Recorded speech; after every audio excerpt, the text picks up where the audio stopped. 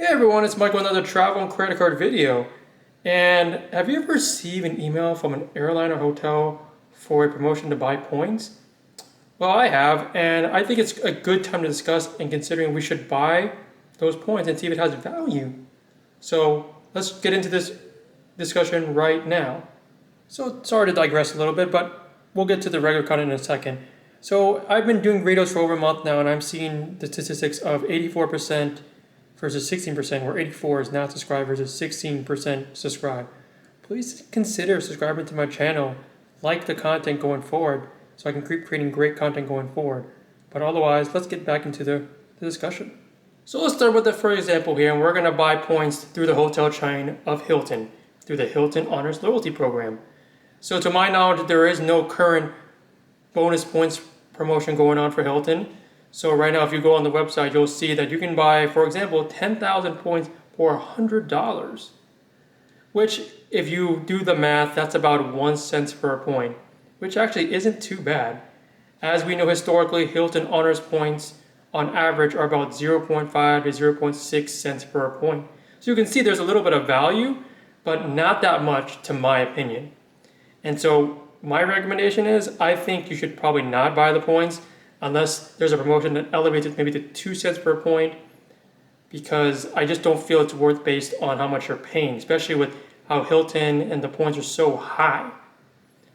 Also, if not, you can always consider transferring some points from Amex to Hilton is another consideration as well. Or at the worst, maybe even just purchasing the hotel purchase by cash and earning loyalty programs, because in the end, those perks can lead to free breakfast or drinks, late checkout, that kind of stuff. And I would say the only time I would consider maybe buying points is if you're in a pinch, basically, like if you're 1,000 or 2 points off of a certain accommodation that's very high, like the Waldorf Astoria or Conrad, sure. Or if you just don't have enough time to get the transfer from another transfer partner. Though that's where I would consider the situation where you shouldn't really where you should only buy the points. But otherwise, unless there's a greater redemption, this is not a great play in my opinion. So let's fly into the discussion if you want to buy airline miles or points. So for this example, we're going to use United Airlines and their Mileage Plus program. As we've seen on average, it can go as low as 0.6 cents per point to about 1.2 cents per point on average. And obviously that's on a lot of factors. Domestic flights, international flights, that kind of variance really factors in the evaluation for United Airlines. So as of this recording, United actually has a promotion for buying United Airline miles. And that starts basically at when you start buying about 5,000 miles and higher. So let's start it off here and say, let's say you buy 4,000 miles, it actually equals $140, which is actually an evaluation of 3.5 CPP. Actually very good. And you're thinking, well, let's buy more miles, better evaluation, right? So let's buy 10,000 miles, right? Well, you're going to get additional 4,500 miles on top of that, which is a total of 14,500 miles, but at a cost of $350. And when you do the evaluation, that becomes 2.41 now CPP. So your evaluation is getting lower, and you're hoping it gets better, right? Well, let's see here. Now you buy 90,000 miles, you're going to get additional 76,500 points, which is in total of 166,500 miles altogether, but it's coming at a cost of $3,150. And now your evaluation now is 1.89 CPP. So there's an illusion here as you think if you buy more miles, you get better evaluation, but in essence, you're actually getting less.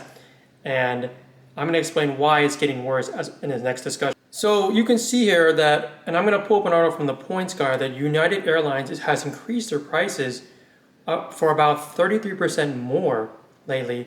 And because of that increase in prices, it's basically devaluing the loyalty program for miles.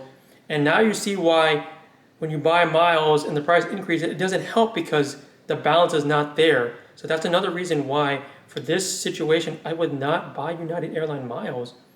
And pretty much airline miles, your best route once again is just to transfer from credit card partners or possibly buy out of cash to get loyalty status or buy the co-branded cards. Like, it's just not a good time to buy points for hotel airline miles going forward. All in all, I think we've discussed that buying points for airline or hotels is not advantageous because it just costs too much and you're not getting any perks out of it.